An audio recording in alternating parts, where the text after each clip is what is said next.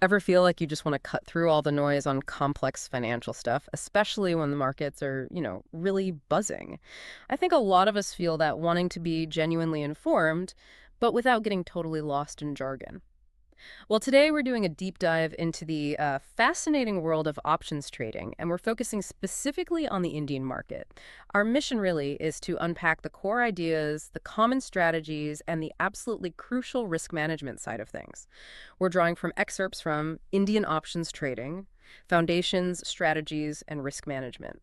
The goal is for you to walk away feeling, well, informed and more confident about this whole area. So, okay, let's unpack this. Yeah, and getting that clarity is so important because options, let's be honest, they can seem pretty daunting at first. Our aim here isn't just to list what things are, but to help you really understand the why behind them. That gives you much deeper feel for it. Plus, the Indian market has its own specific rhythms, its own rules, things like expiry cycles, how settlements work, which makes this deep dive really relevant if you're looking to navigate that landscape. Okay, so to really get options, we probably need to start right at the beginning. Derivatives. In simple terms, what exactly are derivatives in finance? Maybe give us an easy way to think about them. Sure. Think of derivatives simply as contracts. Their value is derived from something else, an underlying asset. Now, that asset could be a stock or an index like the Nifty 50, maybe even a commodity like gold or oil. It's basically an agreement or maybe a bet about a future price Yeah. rather than actually buying the thing right now. Yeah. There are different types like forwards, futures, swaps. But yeah, today we're zeroing in on options. And people use them mainly for, well, hedging, reducing risk, or speculating, trying to profit from price swings, and sometimes arbitrage, exploiting tiny price differences. That's a great way to frame it. So if derivatives are the big picture, options are like these super versatile tools within it. What's the core difference then between a call option and a put option? The key thing is this idea of the right, but not the obligation. It's fundamental. A call option gives the buyer the right to buy the underlying asset at a set price that's the strike price by a certain date. A put option, on the other hand, gives the buyer the right to sell the asset at that fixed strike price. Now, the person buying the option, we often call them the long, pays a fee for this right. That fee is the premium. The seller, the writer, collects that premium. But in exchange, they take on the obligation to follow through if the buyer exercises their right. So one person's buying the right, the other is selling the obligation. And you'll always hear three key terms: strike price, the agreed price; expiry date in India, that's usually the last Thursday of the month for monthly ones. But we also have weekly expiries now, which is quite a big deal. And the premium, that's just the options market price. Okay, that right versus obligation distinction feels really, really important. And talking about value and potential profit, I hear this term moneyness thrown around a lot. What do in the money, out of the money, and at the money actually mean for someone holding an option, like practically speaking? Right? Moneyness basically tells you if exercising the option right now would make you money. Simple as that. An option is in the money ITM if exercising it gives you an immediate profit. So for a call, the underlying asset's current market price is higher than the strike price. You could buy cheaper via the option. For a put, the market price is below the strike. You could sell for more than it's worth using the option. Out of the money, OTM is the opposite. Exercising it now wouldn't be profitable. It has zero intrinsic value at that moment. And at the money, ATM means the strike price and the current market price are pretty much the same. So yeah, think ITM in the green, .HOTM. Not profitable right now. ATM right at the break-in point, basically. Okay, this is where it gets really interesting, I think, especially looking at the specific setup in India. So where do these options actually trade? Who are the main players, and what are those India-specific contract details we should know about? Okay, in India, the main exchanges are the National Stock Exchange, the NSE, and the Bombay Stock Exchange, the BSE. That's where the action happens. Then you have the clearing corporations like NSCCL and ICCL. They're crucial because they guarantee the trades, make sure everything's secure, and overseeing the whole system, making the rules, ensuring fairness. That's the Securities and Exchange Board of India, SEBI. They're the regulator. Now, when you look at the actual contracts, you'll see specifics for India. Lot sizes, for example. A Nifty index option contract represents 50 units of the Nifty. We also have those distinct expiry cycles, weekly and monthly options, and fixed strike intervals, like every euro 50 or sometimes 2 euro for Nifty options. The strikes aren't just any random number. That paints a clearer picture of the landscape. What about the nuts and bolts of actually trading in India? Things like margins, they sound important, and how settlement actually works. Margins are absolutely critical, yeah. Especially if you're selling options, because it's like a security deposit you have to put up. In India, you'll mainly deal with span margin. That's a sophisticated risk-based calculation done by the clearinghouses, and exposure margin, which is more like a fixed percentage of the contract's value, an extra buffer. Settlement-wise, index options like Nifty or Bank Nifty are cash settled. No actual stocks change hands. You just settle the profit or loss in cash. Stock options, however, are different. If they expire in the money, they result in physical delivery of the actual shares. And another key point, stock options in India are European style. This means you can only exercise them on the expiry date, not any time before. Big difference from US-style options. Interesting. Okay, let's get into the pricing, the secret sauce, as you called it. It's not just a single number driving the price, is it? People always say premium equals intrinsic value plus time value. Can you break that down for us? Why does that split matter so much? Exactly. The options price, its premium, is made up of those two core parts.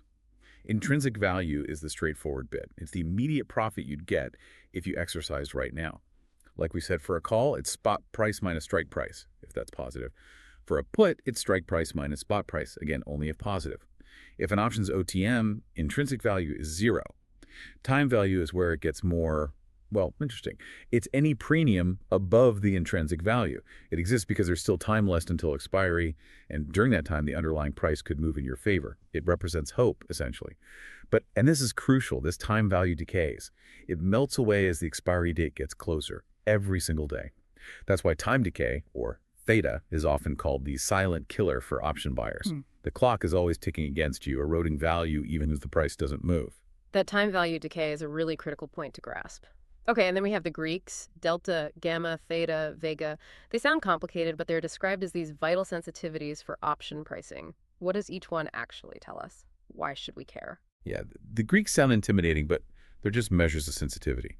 Think of them as the option's vital signs. We can group them a bit. First, related price movement, delta. This tells you how much the option's price is expected to change for a 1 rupee move in the underlying asset. Calls have positive delta, 0 to 1. Puts have negative delta, might equal 1 to 0. A delta of 0.6 means the option price moves about 60 paise for every 1 rupee the underlying moves. Gamma. This measures how much the delta itself changes for a 1 rupee move in the underlying. It's like the acceleration of the option's price sensitivity. It's highest for ATM options near expiry. Okay, so delta is speed, gamma is acceleration. Right. Roughly. Exactly. Then you have the ones related to time and uncertainty. Theta. This is the measure of daily time decay. It shows how much value an option loses each day purely due to time passing. This really hurts buyers and benefits sellers. It's that ticking clock we mentioned. Vega. This measures sensitivity to changes in volatility. How much does the option price change if market volatility goes up or down? Generally, higher volatility means higher option premiums because there's more chance of a big price move. And related to Vega is implied volatility, basically 41. That's basically the market's consensus forecast of future volatility baked right into the option's price. We also look at IV rank, which compares the current IV to its range over the past year. Tells you if volatility expectations are high or low historically right now. Right, that makes sense. So we've got the building blocks, the pricing dynamics. How do people actually use these things in the market? Let's start with some basic strategies. Maybe one's based on thinking the market will go up or down. Okay, the simplest plays are just buying a single option. A long call is when you're bullish, you think the price will go up. You buy a call option. A long put is when you're bearish, you think the price will fall. You buy a put option. In both cases, your maximum loss is just the premium you paid. Limited risk. But the potential reward can be quite high if you get the direction right. Then there's the covered call. This is popular for generating income. You own shares of a stock, and you sell a call option against those shares, usually an OTM call. You collect the premium, which is nice income. But the trade-off, and this is important, is you cap your potential profit on the stock. If it rallies strongly past your strike price, you've kind of sold away that big upside. And a protective put is like insurance for your stocks. You hold the shares, and you buy a put option. If the stock price tanks, the put option gains value, offsetting some or all of your losses on the shares. Okay, those make sense for directional views or adding some income protection. But what if you don't have a strong directional view? What about strategies that play on volatility itself, or maybe more income strategies? Right. If you expect a big price move but you're not sure which way, you might use a long straddle. Here, you buy both an at-the-money call and an at-the-money put with the same strike and expiry. You profit if the price makes a significant move, up or down. Big volatility is your friend. The opposite is the short straddle. You sell both the ATM call and the ATM put. This is a high-risk strategy. You profit if the market stays very stable, very range-bound, allowing you to keep the premium collected as time decay works in your favor. But a big move against you can cause large losses. For income, another common one is the cash-secured put. Here, you sell a put option, usually OTM, and you simultaneously set aside enough cash to actually buy the stock if the price falls below your strike, and you get assigned. You collect the premium upfront. If the stock stays above the strike, you just keep the premium. If it falls below, you buy the stock at your strike price, potentially getting it at a discount to where it was when you sold the put. Okay, let's maybe step it up a bit. Options can be combined, right? To create more defined risk or target specific outcomes, these are called spreads. Yeah, exactly.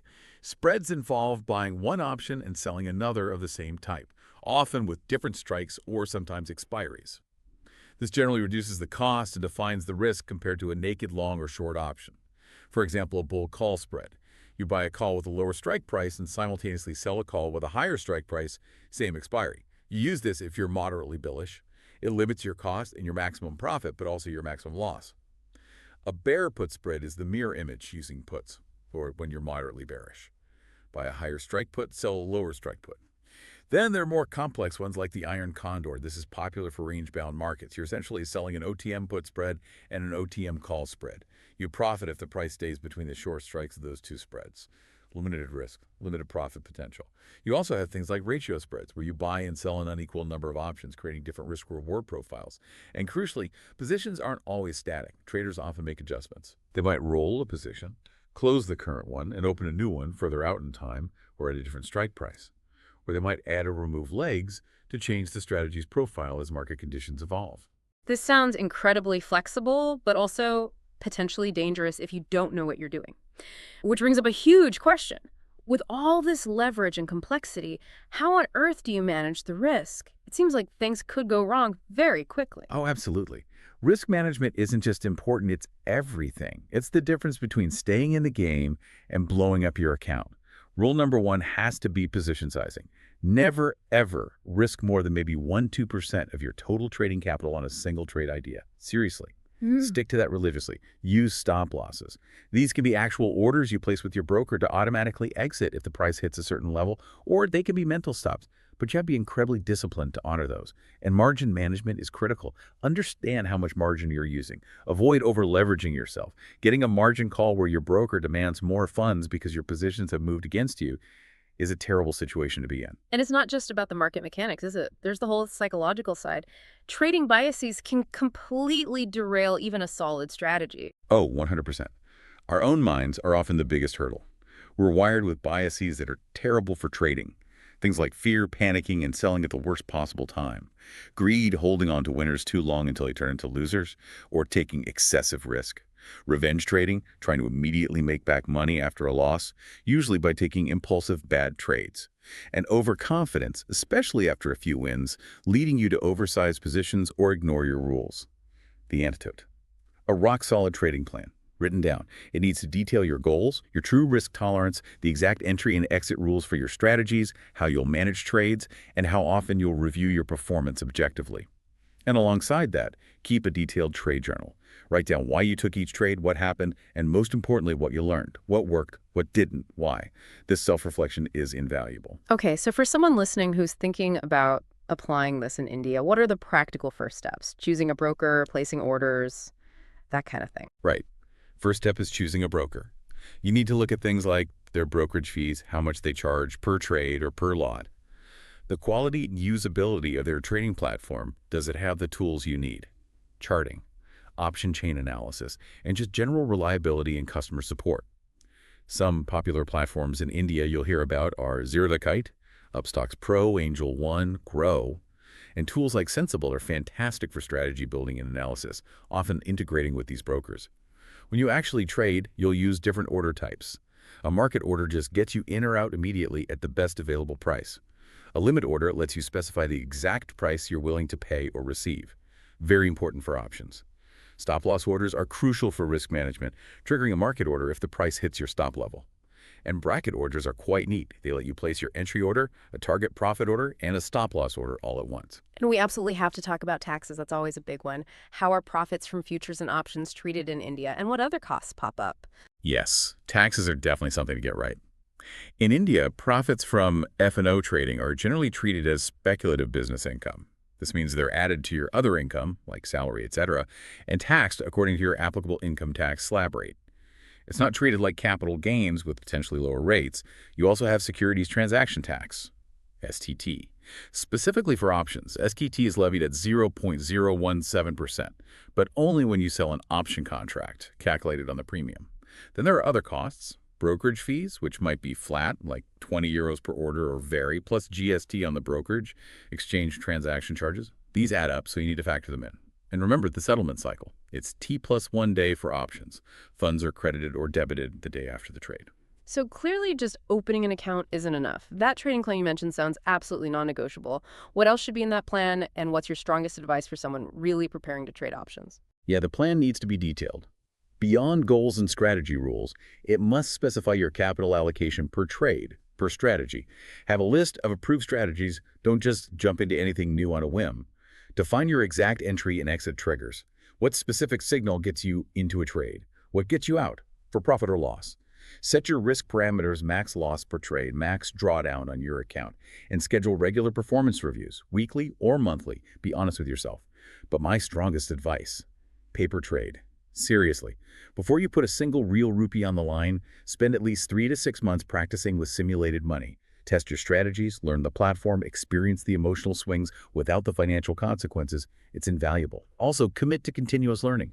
Markets change, regulations change. Read, follow reliable sources, keep refining your approach. And please, evaluate resources carefully. Be incredibly skeptical of anything promising guaranteed profits or get-rich-quick schemes in options. They don't exist. Let's just quickly recap some of those key Indian market specifics that really make it unique for options traders. Sure. Key things to remember. Market timings 9:15 a.m. to 3:30 p.m. IST. Lot sizes are fixed for indices, Nifty 50, Bank Nifty 25, etc., but vary for individual stocks. Weekly expiries for major indices settling every Thursday are a huge feature and drive a lot of short-term trading. SET is applied on the option premium when selling. For tax filing, meticulously keep your contract notes and P&L statements from your broker. You'll need them. And definitely keep an eye on SEBI circulars. They announce changes to margin rules, lot sizes, trading regulations, sometimes quite frequently. These can directly impact your trading. And if someone wants to keep learning specifically about the Indian context, what are some reliable resources they could turn to? There are some excellent ones, thankfully. Zero the Varsity is fantastic, free, in-depth modules covering everything from basics to advanced derivatives. Highly recommend it. The NSE India website itself has educational material, including a derivatives handbook. The SEBI Investor Portal is the place for official regulations and circulars. Tools like Sensible are great not just for trading, but also for learning, visualizing strategies, understanding payoffs in the Indian context, and for understanding the tax side specifically. Websites like ClearTax usually have detailed guides on F&O taxation. Okay, we can't wrap up a deep dive on options without really hammering home the risks. Let's be blunt about it. What absolutely must our listener understand about the potential downsides? Right. This is probably the most crucial takeaway. First, options writing selling options carries potentially unlimited risk. Let that sink in. Unlimited. If you're short a call and the stock skyrockets, your losses can theoretically be infinite. Second, the statistics are sobering. Sources consistently show that a vast majority of retail traders, often cited around 90%, actually lose money trading options. 90%, that's huge. It is. It tells you this is an incredibly challenging game. It's not easy money. Far from it.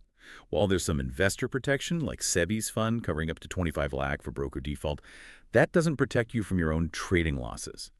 And remember the inherent market volatility. Index options can easily swing 2%, 3%, even 5% or more in a single day. Stock options can be even wilder. This volatility creates opportunity, yes, but it also creates massive risk very quickly. Wow. Okay, that 90% number really puts things in perspective. So we've covered a massive amount today. The foundations, the Indian specifics, pricing, the Greeks, strategies from simple to complex, and maybe most critically, risk and psychology. So what's the bottom line for you listening? Options are clearly powerful. They offer incredible flexibility, but they absolutely demand respect, serious preparation, and a very structured, disciplined approach. Exactly. Having the knowledge is one thing, but it's truly valuable only when you deeply understand it and apply it with unwavering discipline. Always think about the why behind your trades, not just the what. Internalize these ideas. So here's maybe a final thought to leave you with. Given that stark reality, that 90% statistic, what does it genuinely take to be in that successful 10%? Is it just knowing more stuff? Or is it really about that unwavering discipline, that rigorous planning, and maybe taking a really honest look at your own psychology and biases? What stands out to you as the absolute key difference maker? It's really a blend of all those things, built on a foundation of consistent, informed practice and self-awareness. Keep learning, yes, but dedicate serious time to paper trading. Review your performance, your wins and your losses, with brutal honesty, true understanding, and maybe, just maybe, the potential for success in this tough arena comes from that continuous